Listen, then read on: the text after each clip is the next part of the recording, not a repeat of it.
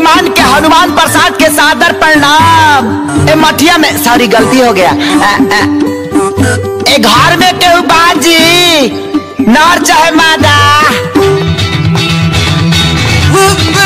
आई हो दादा कपड़ा माया था पैटवा भी तोड़ ले भी कार है।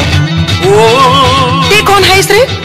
ना नीचे सलवार ना ऊपर कमीज ते कौना के बेटी है सिर्फ बदतमीज। माँ माँ माँ माँ ते हमारा नकल काहे करत तारिस? का है ना हमारी माई नहीं है तो हम जब माई माई सुनते हैं ना तो थोड़ा इमोशनल खींच देते हैं।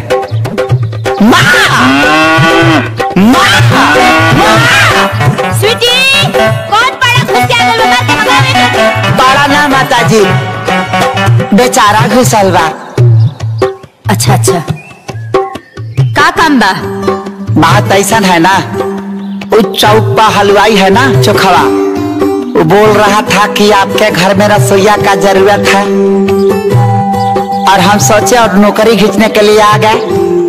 का बनावेला?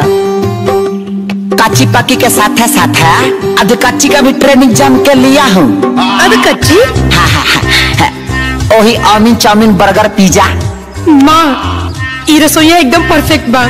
अच्छा अच्छा तो 5,000 रुपया महीना, खाना पीना रहना फ्री और साल में 2 सेट कपड़ा मंजूर? अरे माता जी सब मंजूर बा लेकिन 2 जरा अंडर बियर बढ़ा दीजिएगा। वो कहे ना कि कहे से कि हमार बहुत फाटेला अंडर बियर। हाँ, हाँ, आओ अंदर।